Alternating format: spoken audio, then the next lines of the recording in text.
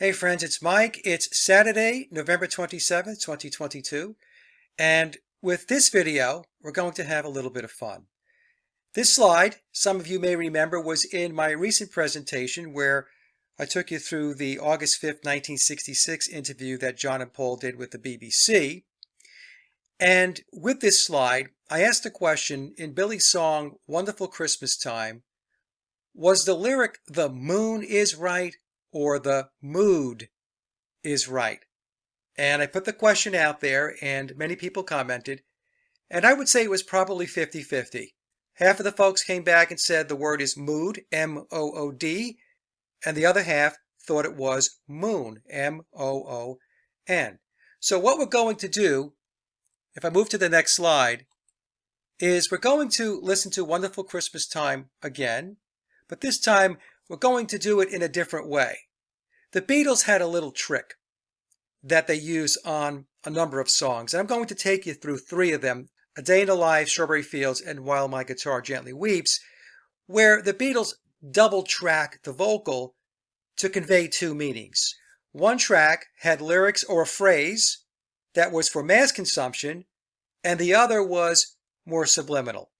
And how did they do this? Well, they took two different vocals with the same metering and then mixed those vocals together. So in the case of Wonderful Christmas Time, I believe Billy used this approach. He's singing both "the moon is right" and "the mood is right," and then he mixed it together. So when you listen to it, some people are going to hear mood, M-O-O-D, and others will hear moon, M-O-O-N. So this time, when you listen to the song, listen for both mood and moon. So what we'll do is start with that part of the song at normal speed, and then I will slow it down a couple of times. So let's take a listen. The mood is right. The mood is right. The mood is right. The mood is right. The mood is right. The mood is right. The mood is right.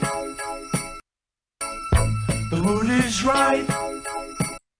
Okay, so did you hear both? Did you hear the moon is right and the mood is right? Or are you still hearing one or the other, moon or mood? Okay, so leave a comment down below. Okay, so now let's listen to A Day in the Life. And the lyric, nobody was really sure if he was from the House of Lords, or is John singing the House of Paul, which of course would be a Paul is dead clue tied to Paulism. And let's take a listen. Nobody was really sure if he was from the House of Lords. Nobody was really sure if he was from the House of Lords.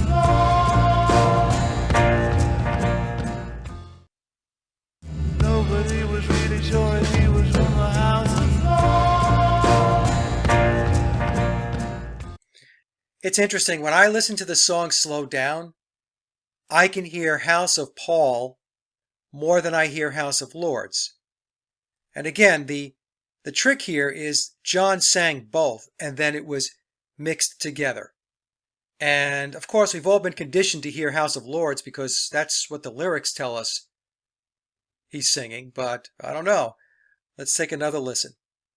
Nobody was really sure if he was from the House of Lords. Nobody was really sure if he was from the House of Lords. Nobody was really sure if he was from the House of Lords. Okay, so leave a comment down below. Do you hear House of Lords, House of Paul, or do you hear both? Now let's move to slide number 4, and we're going to take a listen to Strawberry Fields. Okay, so Strawberry Fields contains probably one of the most famous Paul is dead clues, where many people believe John is saying at the end of the song, "I buried Paul." But in interviews, John said that he said cranberry sauce. And in fact, some people hear cranberry sauce. So let's take a listen to Strawberry Fields. And you can see I have the old Capital 45 swirl, the hypnosis swirl. The good old days. So let's take a listen to Strawberry Fields, the very end, and see if you can hear both I Buried Paul and cranberry sauce. Let's take a listen.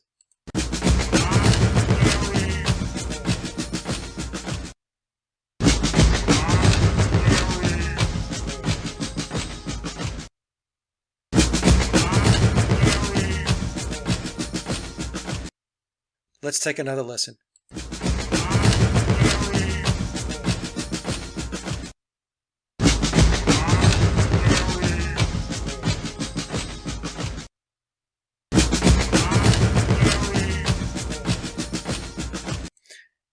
It almost sounds like John is saying, I buried sauce.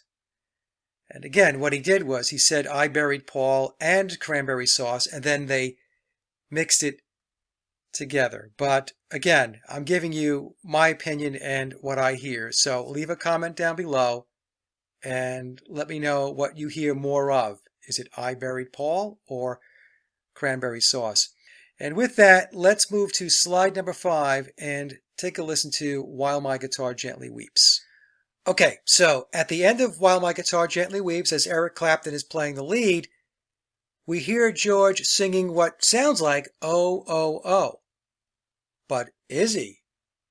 Can he also be singing Paul, Paul, Paul? So let's take a listen.